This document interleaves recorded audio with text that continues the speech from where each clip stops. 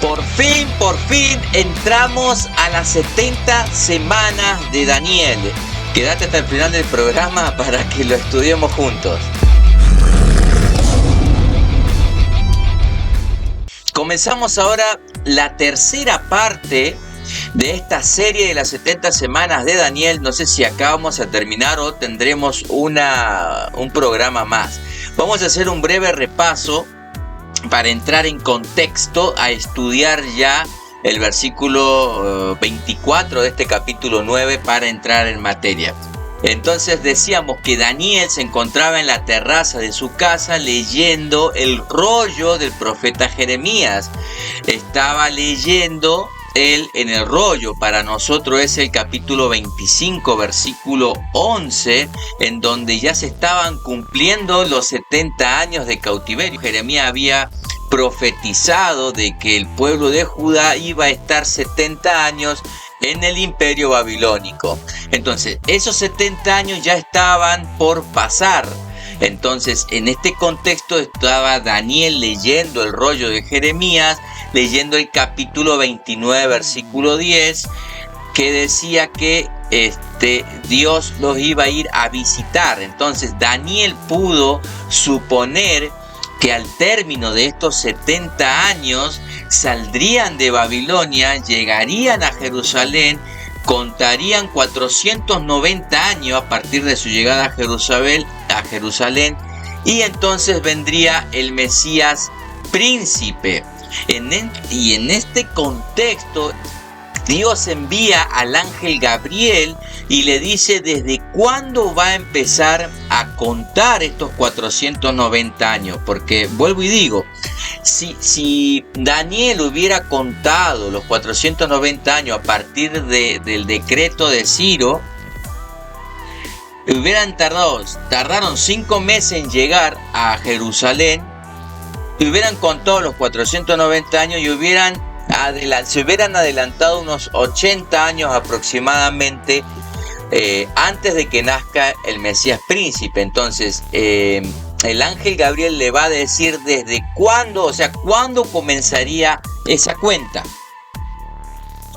Antes de entrar de lleno a la perícopa, de empezar a leer la narración de las 70 semanas que comienza en el versículo 24, vemos nosotros que desde el versículo 20 al versículo 23 estamos situados en Daniel capítulo 9.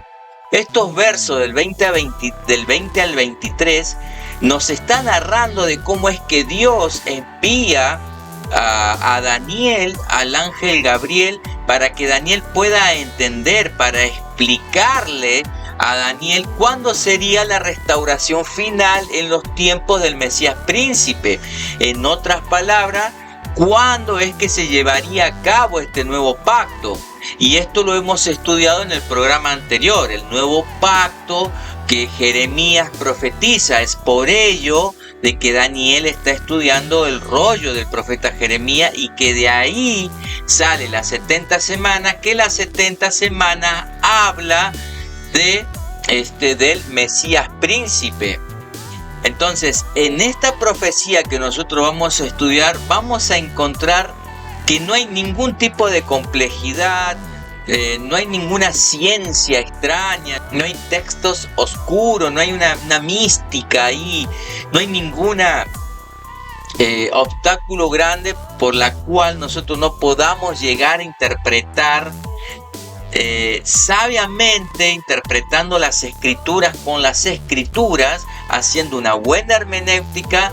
No hay ningún tipo de obstáculo para que nosotros podamos, con toda la guía del Espíritu Santo, llegar a una interpretación fiel. Ahora, esta profecía, por el contrario, vamos a ver que es una profecía clara, en donde Dios simplemente nos está diciendo en qué momento aparecería ese Mesías príncipe profetizado por el profeta Jeremías, profetizado en este capítulo 9 de Daniel. Bueno, en realidad está profetizado el Mesías príncipe en todo el libro de Daniel. En el capítulo 2 se habla de que Él es la roca, en el capítulo 7 que Él es el Hijo del Hombre, y en este capítulo 9 que es el Mesías príncipe. ¿De acuerdo? Ahora, Las 70 semanas nos habla de la aparición del Mesías príncipe en la historia de los hombres con el fin de llevar a cabo su plan redentor a través de su ministerio. Tan simple y hermoso como esto, querido hermano. Vamos a comenzar a estudiar esta hermosa perícopa. Por fin llegó el momento, pero vamos a ser tranquilos, despacito. A ver, comenzamos en el versículo 24. Y el versículo 24 nos está mostrando o nos evidencia el propósito, el fin, o sea, el motivo por la cual se le está dando a Daniel esta profecía, y es para evidenciar la obra del Mesías, o mejor dicho, para evidenciar la muerte del Mesías. El versículo 24 dice: 70 semanas están determinadas. Determinadas significa que están decretadas. ¿Por quién? Por Dios. Así lo dijo Dios y así va a pasar. Le quiero decir que son 70 semanas consecutivas que van a pasar, y esto lo vamos a ver. Dice el texto, termina diciendo el versículo 24: sobre tu pueblo y sobre tu santa ciudad. La santa ciudad sabemos que es Jerusalén, para terminar la prevaricación y poner fin al pecado y expiar la iniquidad. Pregunta, pregunta, ¿cómo se expía un pecado? A través de un sacrificio. La cruz marcaría el fin de la prevaricación, la iniquidad y el pecado. La cruz de Cristo, su muerte. Él sigue diciendo el verso: para traer la justicia perdurable. Cristo traería la justicia perdurable. ¿Cuándo? Cuando moriría en la cruz por nuestros pecados. Su justicia nos regala y nosotros somos justos a través de la sangre, a través de la muerte vicaria de nuestro gran Dios Jesucristo. Termina el verso diciendo: y sellar la visión y la profecía y ungir al santo de los santos. ¿Para qué se habría de ungir a un santo? ¿Para qué se habría de ungir a un santo? ¿Por qué ungiríamos a un santo? Para que sea rey. En el Antiguo Testamento a los reyes se los ungía. ¿Y por qué se lo va a ungir al Señor? Para que sea rey. ¿Rey de quién? Rey del pueblo que viene a salvar. Ese pueblo es el remanente que siempre estamos predicando, siempre estamos exponiendo. En el programa anterior le dije que yo tenía una serie, que en uno de los programas de esa serie, hay que buscarlo, habla exclusivamente del remanente, y por todas las escrituras se va desarrollando y se va evidenciando de que siempre Dios escoge, Dios elige y Dios se guarda un remanente, y el Señor Jesucristo viene a salvar a ese remanente. El versículo 25 en adelante, o sea, desde el versículo 25 en adelante se nos va a decir cómo es que este propósito del que nos dio el versículo 24 llegaría a cumplirse desde el tiempo de Daniel hasta su cumplimiento de la profecía. ¿Comprende? Despacio. ¿Qué dice el versículo 25? Vamos a leerlo hasta el 27. Vamos a leer el versículo 25 hasta el versículo 27. Dice así: sabe pues y entiende que desde la salida de la orden para restaurar y edificar Jerusalén hasta el Mesías príncipe habrá 7 semanas y 62 semanas. Se volverá a edificar la plaza y el muro en tiempos angustiosos. Después de las 62 semanas se quitará la vida al Mesías, mas no por sí, y el pueblo de un príncipe que ha de venir destruirá la ciudad y el santuario. Y su fin será con inundación, y hasta el fin de la guerra durará las devastaciones. Por otra semana confirmará el pacto con muchos. A la mitad de la semana hará cesar el sacrificio y la ofrenda. Después, con la muchedumbre de las abominaciones, vendrá el desolador, hasta que venga la consumación de lo que está determinado, se derrame sobre el Consolador. Según este relato que acabamos de leer en estos textos, tenemos una primera división, una primera sección de 7 semanas de años, que son 49 años, una segunda sección de 62 semanas, que son 434 años, y una tercera sección de una semana equivalente a 7 años, haciendo un total de los 490 años, que hasta acá creo que todos estamos muy de acuerdo. Pregunta, ustedes saben, yo soy muy preguntón. ¿Por qué el ángel Gabriel le da estas divisiones a Daniel? ¿Para hacernos más difícil? No, particularmente no lo creo. Creo que nos hacen inclusive más fácil estas divisiones. Porque si Daniel, y vuelvo a ser enfático con este punto, ya lo he dicho, lo he mencionado en el programa anterior, y lo he mencionado creo que antes en este programa, que si Daniel interpretaba que este edicto del rey Ciro, en el primer año del rey Ciro, que la hemos leído en Segunda de Crónicas capítulo 36 y en Esdras capítulo 1, el pueblo iba a salir del cautiverio, llegarían a Jerusalén, contarían 70 semanas, o sea, los 490 años, y para Daniel llegaría el Mesías. Entonces, si Daniel hubiera comenzado a contar esos 490 años desde el decreto de Ciro en el 539, 536, o sea, desde el momento que ellos salen de Jerusalén, salen del cautiverio, hubiesen quedado aproximadamente unos 80 años antes de la venida o la llegada del Mesías. Pero para evitar precisamente esto, lo primero que le va a decir el ángel Gabriel es que desde cuándo Daniel tenía que empezar a contar esta profecía. Entonces, estas 70 semanas iban a dar inicio en un momento determinado indicado por el ángel, que Dios le mandaría al ángel mensajero a decirle a Daniel. Entonces, estas divisiones, en estas 3 divisiones, no hay nada místico, no hay nada oculto, simplemente es para que Daniel sepa en qué momento él tiene que empezar a contar este periodo de tiempo, tan simple y tan profundo y tan hermoso como esto. El versículo 25 nos deja saber que en las primeras 69 semanas, que equivalen a 483 años, aparecería el Mesías en la historia de la humanidad, en la historia humana. No se refiere a su nacimiento, ¿de acuerdo? Esto es un punto muy importante, porque si no los números no les van a dar. Y los números sí se pueden calcular, porque esto ya es una profecía realizada en su totalidad. Es escatología inaugurada o escatología realizada.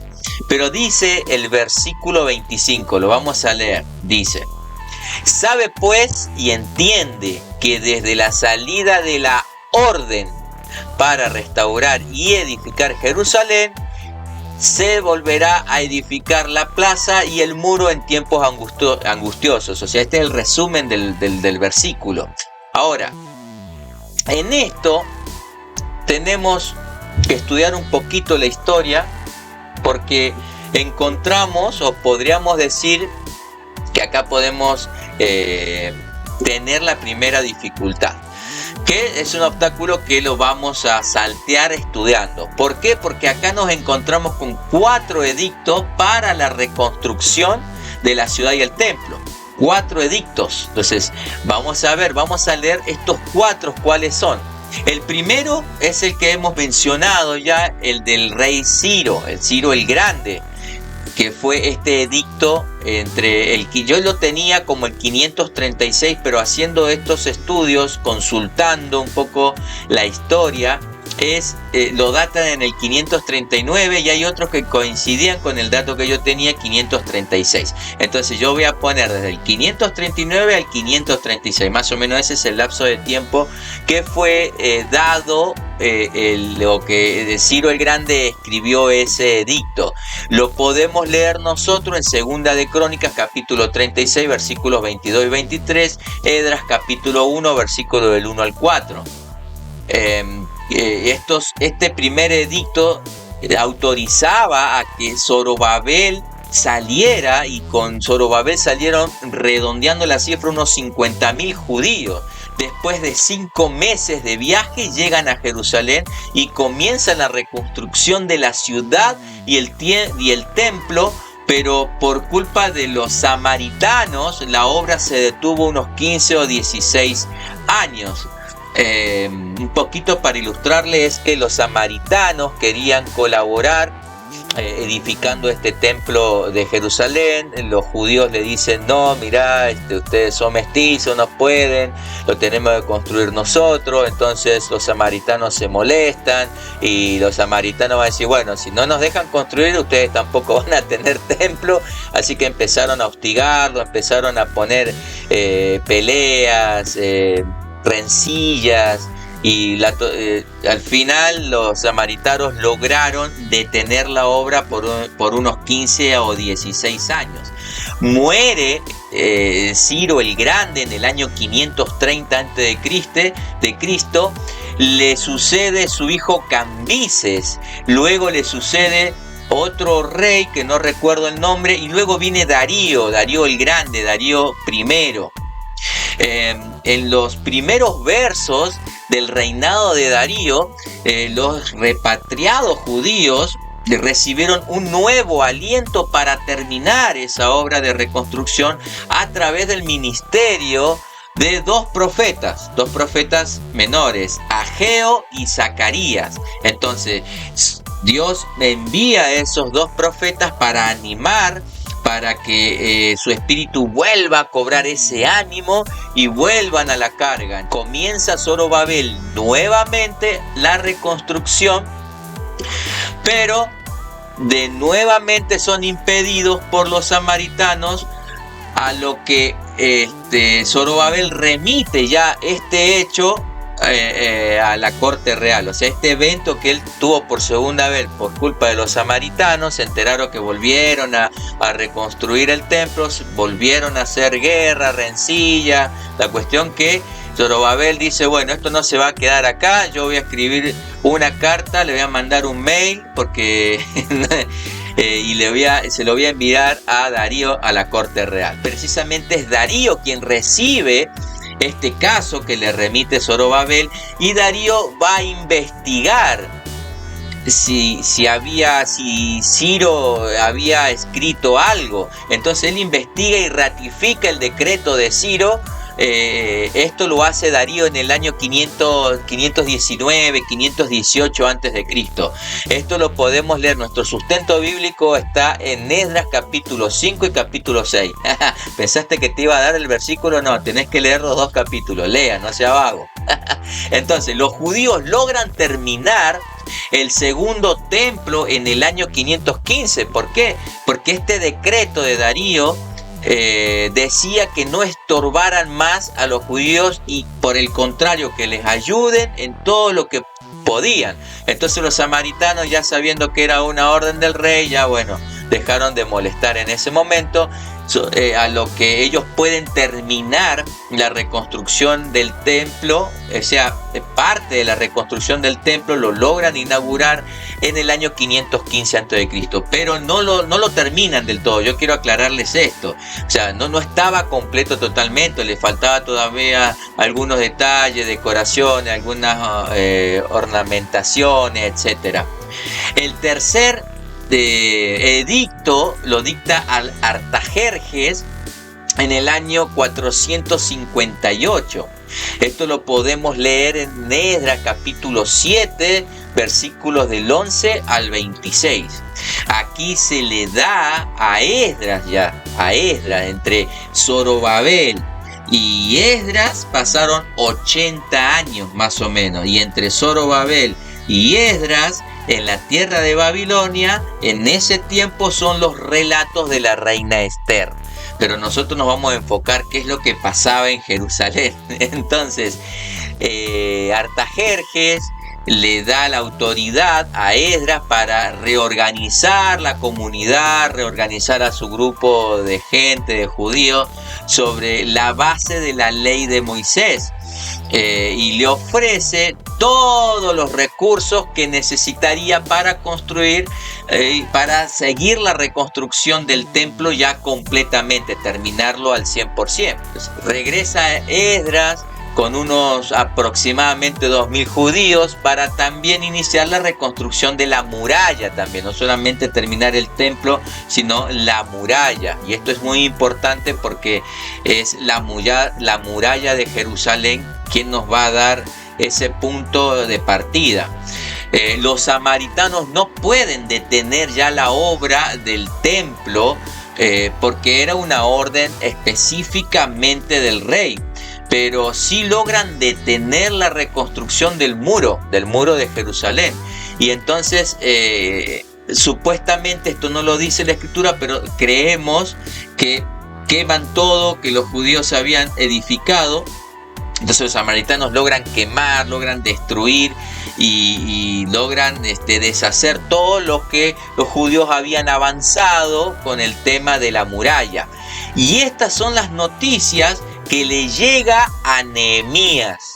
¿Nehemías dónde estaba? En Babilonia. Entonces, esta quema de lo que habían avanzado del muro de Jerusalén, toda esta destrucción, esta noticia viaja hasta Babilonia, llega a los oídos de Nehemías. Esto lo podemos leer en Nehemías capítulo 1, versículo 3 en adelante.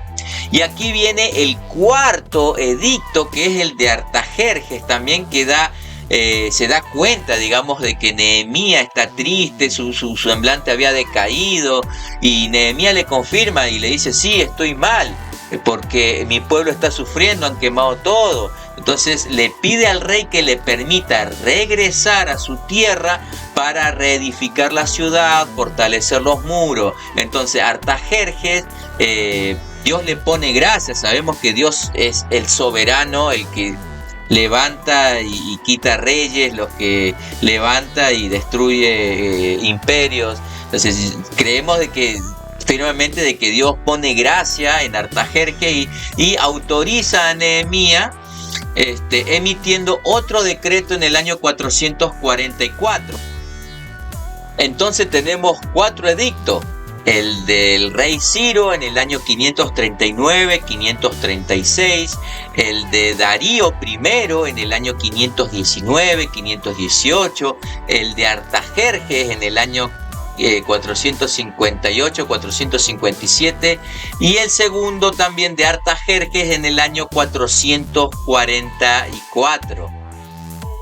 ¿Cuál de estos 4 edictos son o es el que deberíamos tener en cuenta para comenzar la cuenta de estos 490 años? Pero esto es materia de estudio para el próximo programa. Se nos fue ahora la hora, quería hacer algo más cortito, pero bueno. Vamos a hacer un resumen de lo que hemos aprendido hoy y hemos entendido en estos 2 versículos. Solamente 2 versículos hemos estudiado de toda la profecía. ¿De acuerdo? Entonces, en este versículo 24 nos da el tiempo decretado por Dios. Dios es el que decreta cuánto tiempo va a pasar. Pregunta: ¿para quién es este tiempo? Para la santa ciudad, y la santa ciudad es la ciudad de Jerusalén. Entonces, ¿para qué es este tiempo? ¿Cuál es el fin del periodo de tiempo que Dios decretó? Bueno, el fin es para terminar con la prevaricación, número 1. Número 2, para ponerle fin al pecado. Y número 3, para expiar la iniquidad. Pregunta, ¿cómo se expiaba el pecado? A través de un sacrificio. Entonces, la cruz marcaría el fin de la prevaricación, el fin de la iniquidad y el fin del pecado. ¿Qué pasaría luego o después de la cruz del Calvario? Cristo es el que traería la justicia perdurable. Perdurable porque es esa justicia que Cristo nos imparte, que Cristo nos regala, la que va a perdurar por toda la eternidad. ¿De acuerdo? El verso termina diciendo: y sellar la visión y la profecía y ungir al santo de los santos. El santo de los santos es Cristo.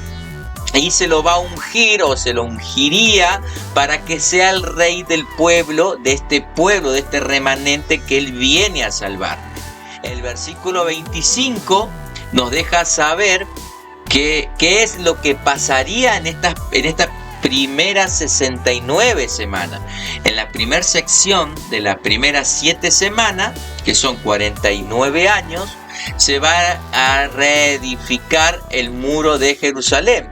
Y en la segunda sección, en las siguientes 62 semanas, que son 434 años, es donde aparecería el Mesías príncipe en la historia de la humanidad.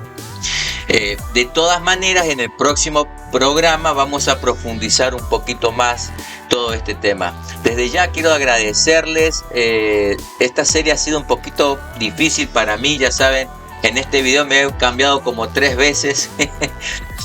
Realmente hay que hacer un poquito de esfuerzo, pero gracias a ustedes las vistas se han duplicado. No se olviden de darle like, compartan. Realmente esto nos ayuda mucho, me ayuda mucho, porque la inteligencia artificial de YouTube hace que cuando hay bastantes likes, hace que lo promocionen, y de verdad que es una ayuda bastante de parte de ustedes. Muy amable, gracias, chao.